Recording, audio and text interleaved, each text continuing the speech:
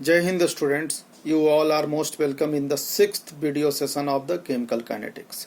यहाँ मैं यानी मुकेश कुमार सिंह मैं बात करने जा रहा हूँ molecularity and order of reaction के बारे में। ये काफ़ी इम्पॉर्टेंट टॉपिक है academic examination point of view से, साथ ही साथ कोई भी कॉम्पिटिटिव पॉइंट ऑफ व्यू से। तो चलिए मैं शुरू करता हूँ molecularity and order of reaction के बारे में। जैसा कि आप यहाँ देख रहे हैं, ये रिएक्टेंट है आपके पास, ये रिएक्टेंट है कौन सा, reactant A and B reaction करके कोई प्रोडक्ट का क्या कर रहा है, फॉर्मेशन कर रहा है। ठीक है, तो यहाँ आप देखिए कि यहाँ कितना मोलिकुल्स, यहाँ प्रोडक्ट पे जब भी हम मोलिकुलरिटी पे चर्चा करते हैं तो प्रोडक्ट पे ध्यान नहीं देते। जब भी ध्यान देना होता है तो किस चीज़ पे ध्यान देते हैं, रिएक्टेंट पे ध्यान देते हैं। इसको आप ख्याल में रखिएगा। यहाँ आप देखिए कि रिएक्टेंट ए है एंड बी है। यहाँ कितना रिएक्टेंट है, रिएक्टेंट है केवल 2, यानी 2 मोलिकुल्स इसमें पार्टिसिपेट लिया है इस रिएक्शन में। तो इसका मोलिकुलरिटी हो जाएगा कितना, 2। और 2 होने के वजह से इसका मोलिकुलरिटी आप इस टर्म में कह सकते हैं कि ये जो रिएक्शन है ये बाई मोलिकुलर रिएक्शन है। कुछ इसमें हम बदलाव करते हैं, जैसे यहाँ आपके पास इसको कर देते 2, तो आपके पास रिएक्टेंट ए कितना होता है 1 और रिएक्टेंट बी कितना हो गया 2, तो टोटल कितना हो गया 3 कहने का मतलब कि अब जो मोलिकुलरिटी है इस रिएक्शन का अब हो जाएगा कितना 3, और इसको हम बोलेंगे टर्मोलिकुलर रिएक्शन।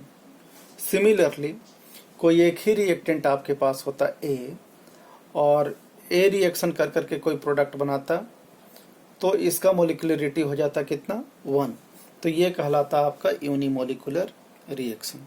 क्लियर है। तो आप मोलिकुलरिटी बेसिकली 3 ही होता है, या तो 1 होगा या तो 2 होगा या तो 3 होगा, 0 नहीं होता, क्योंकि कोई न कोई रिएक्टेंट यहाँ रिएक्शन करने के लिए होना चाहिए। 0 का मतलब होता है कि नहीं होगा। तो देखिए वो 1 होगा तो मोलिकुलरिटी तो यूनिमोलिकुलर, बाई मोलिकुलर, टर्मोलिकुलर, मोलिकुलरिटी 4 नहीं होता है।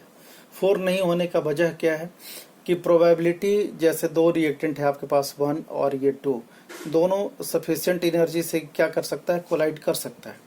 2 कोलाइड कर सकता है, खुद कोई टूट सकता है, तो खुद कोई रिएक्टेंट टूट सकता है। तो यूनिमोलिकुलर 2 को कॉलिजन किया एक साथ, तो बाई मोलिकुलर 3 का भी प्रोबेबिलिटी रहता है कि एक साथ कोलाइड कर सके, लेकिन 4 मोलिकुल्स का एक साथ प्रोबेबिलिटी नहीं रहता कि वो कोलाइड कर सके एक साथ और रिएक्शन कर सके।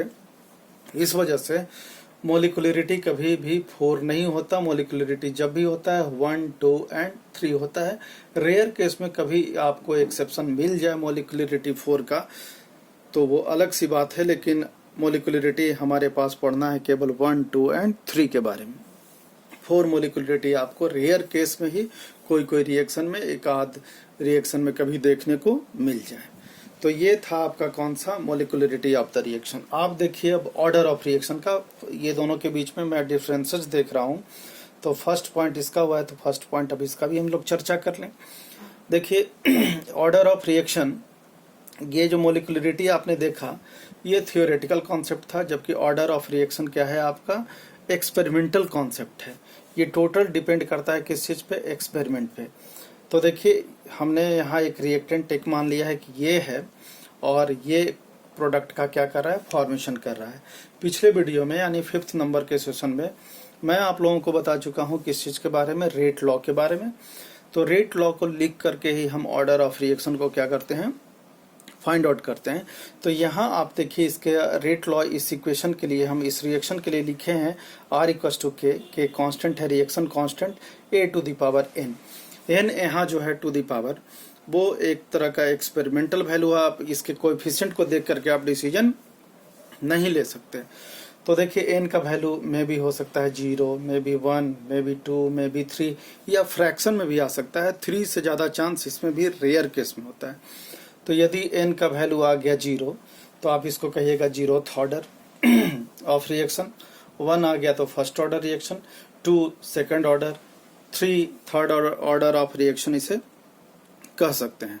तो ये जो यहाँ n का वैल्यू है वो x प्लस वाई के टर्म में भी इज इक्वल टू n। जितना इसका सम n के इक्वल हो जाए वही उसका क्या होता है, पावर, वही होता, रेट लॉ इक्वेशन में वही होता है उसका ऑर्डर ऑफ रिएक्शन।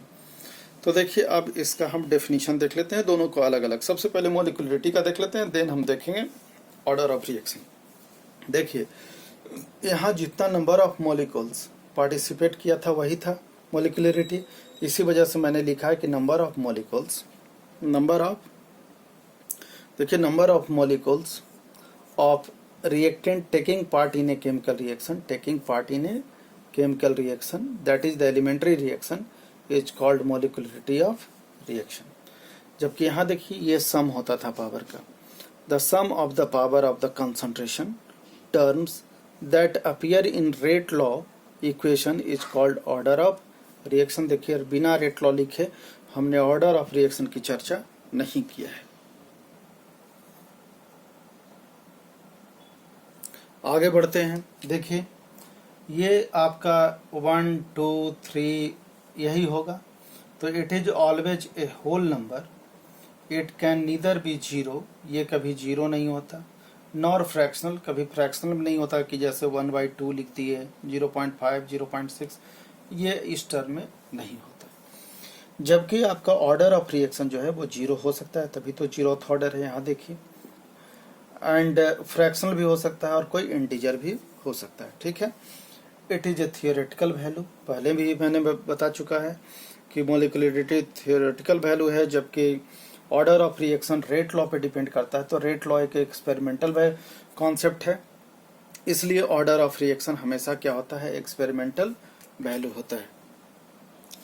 चलिए नेक्स्ट पॉइंट पे, रिएक्शन विथ मॉलिक्यूलरिटी जो 4 है, ग्रेटर देन 4, ये रेयर है, होता ही नहीं है, मोर देन 4 पॉसिबिलिटी है ही नहीं। Reaction with order of reaction more than 4 are also rare, ये दोनों मॉलिक्यूलरिटी हो चाहे ऑर्डर ऑफ रिएक्शन हो, दोनों मोर देन 4 कभी नहीं होता। होता है का दो एग्जाम्पल है, लेकिन हमारे सिलेबस में उसे नहीं पढ़ना है, तो हमने भी चर्चा इस बात की नहीं की है। Molecularity is independent of pressure and temperature, pressure और टेम्परेचर पे मॉलिक्यूलरिटी डिपेंड नहीं करता, जबकि प्रेशर एंड टेम्परेचर पे आपका ऑर्डर ऑफ रिएक्शन डिपेंड करता है। आगे मैं भी इस वीडियो में चर्चा करूंगा कि कैसे ऑर्डर ऑफ रिएक्शन प्रेशर पे और टेम्परेचर पे डिपेंड करता है। तो आज के लिए इतना ही, ये खास टॉपिक था हमारे लिए। इसे अच्छे से आप नोट करिए, वीडियो रोक रोक करके नोट करिए, इसे याद कर लीजिएगा, आपको एकेडमिक एग्जाम में काफ़ी हेल्पफुल ये होगा। अभी लॉकडाउन का समय है, अभी पढ़ने में भी कम मन लगता होगा, लेकिन हम आशा करते हैं कि अपने जोश और जुनून को बनाए रखिए, क्योंकि अभी सही टाइम है खुद को इवॉल्व करने का, यानी एडवर्सिटी को हम लोग अपॉर्चुनिटी की तरफ कन्वर्ट करेंगे, और कन्वर्ट कर करके हम लोग अपने जीवन में आगे बढ़ेंगे। आपका जितना पेंडिंग वर्क है, आपने सोचा होगा कि पिछले टाइम में मैंने जो नहीं किया है वो उसको आप बैठ करके आसान तरीके से आप कर लें, आपके लिए ये जरूरी होगा, और अभी किसी चीज़ को हल्के में ना लें। साथ साथ में जितना मैं पढ़ा रहा हूँ उसे आप नोट करते चलें, हर एक पॉइंट ऑफ व्यू से मैंने वीडियो को यहाँ बनाने का कोशिश किया है। आप नोट करिए, न्यूमेरिकल को सॉल्व करिए, पिछले वीडियो से आपका न्यूमेरिकल भी बनना शुरू हो गया होगा, हम आशा करते हैं। और यदि कोई प्रॉब्लम हो तो हमें कमेंट करिए, हम उसमें सुधार कर करके और कुछ बेहतर आप लोगों के लिए कर सकें। Thank you.